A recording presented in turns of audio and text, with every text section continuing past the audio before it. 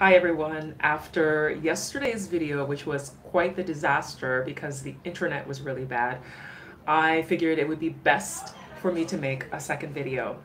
This series is your guide on Ghana, and basically I am making short videos that are to the point and to talk about different things that you can expect as a person who is an expat or a returnee, somebody who lives in the diaspora and is considering moving back to Ghana. I had written an ebook called Your Essential Guide on Moving to Ghana, and that was based on my personal experiences of things that I have seen and I've gone through, and I thought that I would share them with people because I constantly had people asking me, what's it like to move to Ghana? What's it like to work in Ghana? People sending me messages and requesting different things. So the decision was made to put things together into an ebook. And it is available on Amazon. The link will be in the description of this video. And today I want to actually address something that people ask me a lot, and it is something that will definitely affect you, especially if you need it for your business, and that is the internet.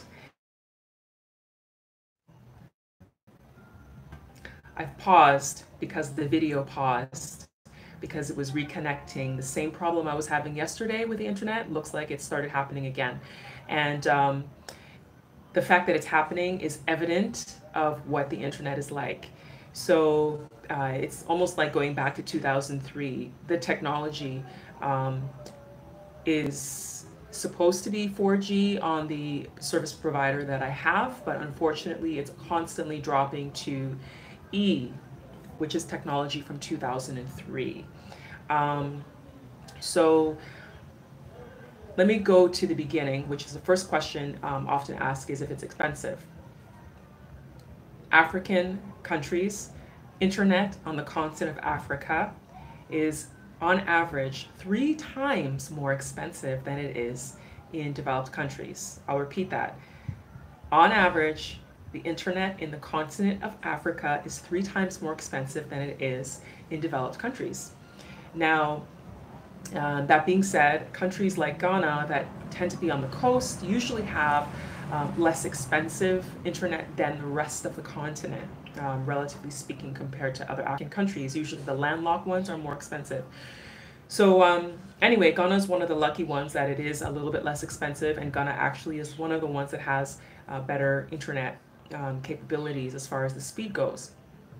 But it is still not even close to being what it's like when I lived in Canada or during the short time I did live in the US.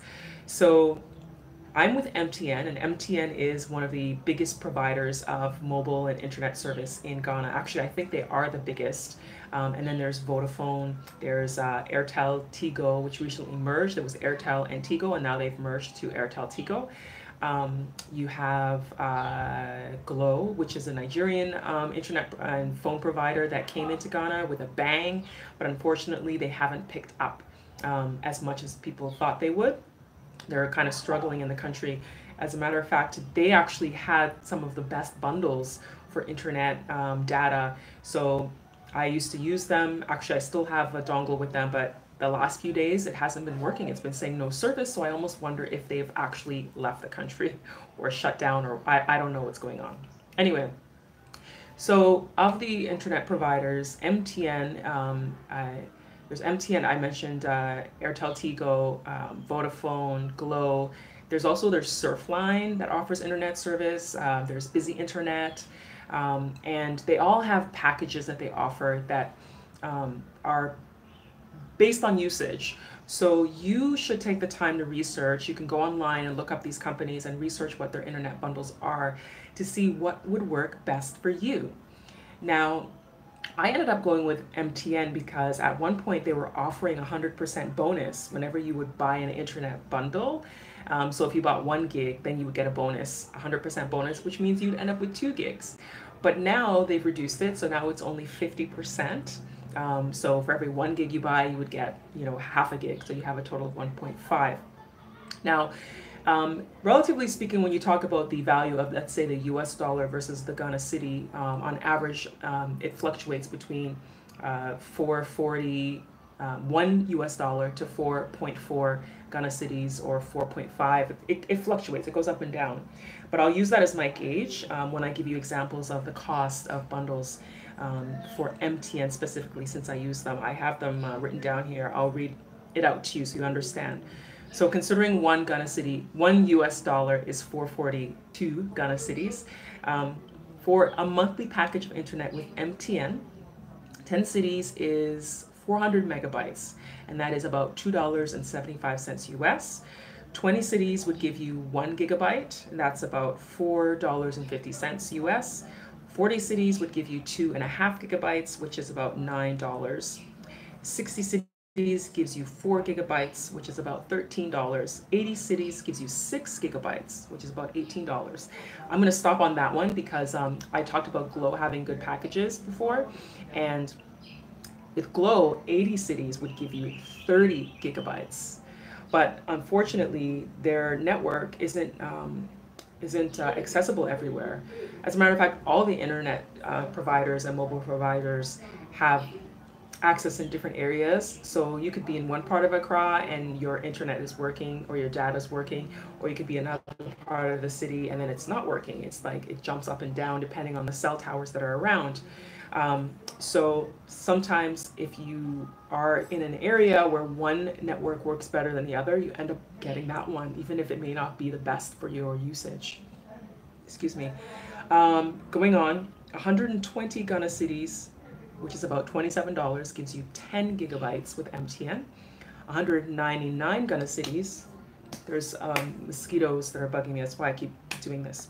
199 Ghana cedis gives you 20 gigabytes, which is about $45. 289 Ghana cedis gives you 50 gigabytes. Now, I work in media and we often use a lot of video, do a lot of research online, downloading content. So we actually have more than one service provider in our office so that when one fails, the other one's working. Because that's another problem. Sometimes these service providers, suddenly their internet just goes out for the day or for a few hours, and then it can hinder your productivity.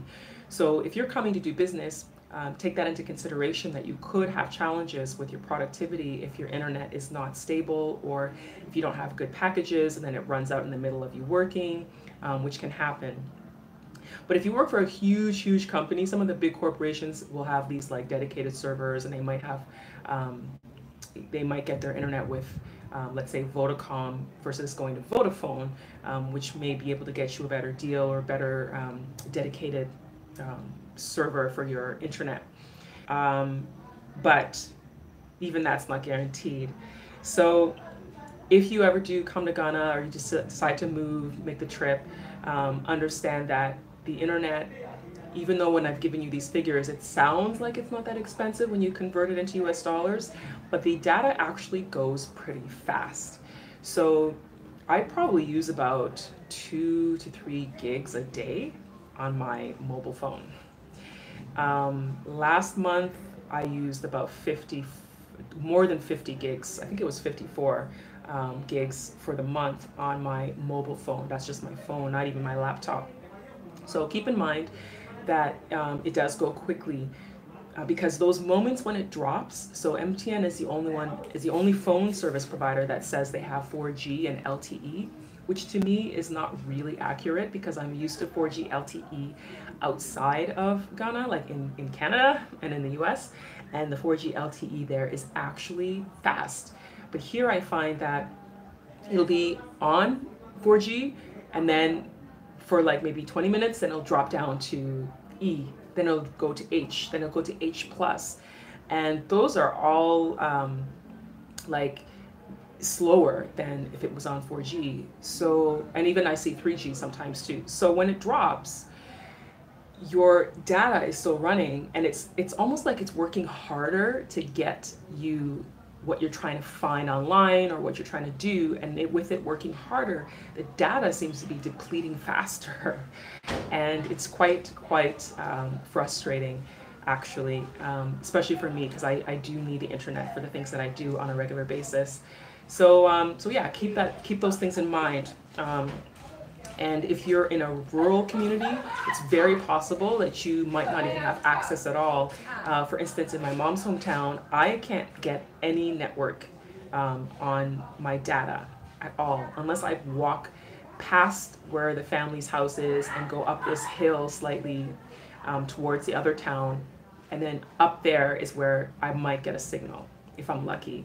So there are some areas that you don't at all. And actually, when I used to use Vodafone for my service, I actually had contacted them when I had challenges when I went to the rural areas, and they said that in some of those communities, they don't even have cell towers that will get you a 3G or 4G. Some of them still are on the 2G network.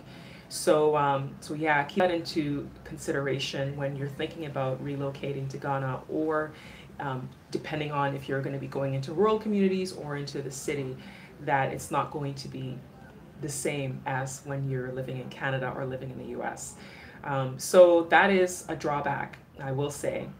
The internet is a major, major thing. So, but this is a developing country, so you have to understand that at the same time. And I know sometimes I have to remind myself to remember that and to not take things too seriously. But at the same time, I know it can be hard, because especially if you're doing business and you need it.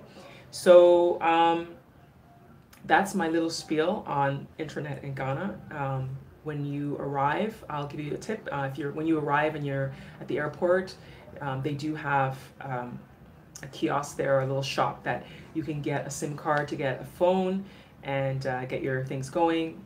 If you can wait to wherever you're going, I would suggest it, because the SIM cards are much more expensive at the airport than if you just buy it in town.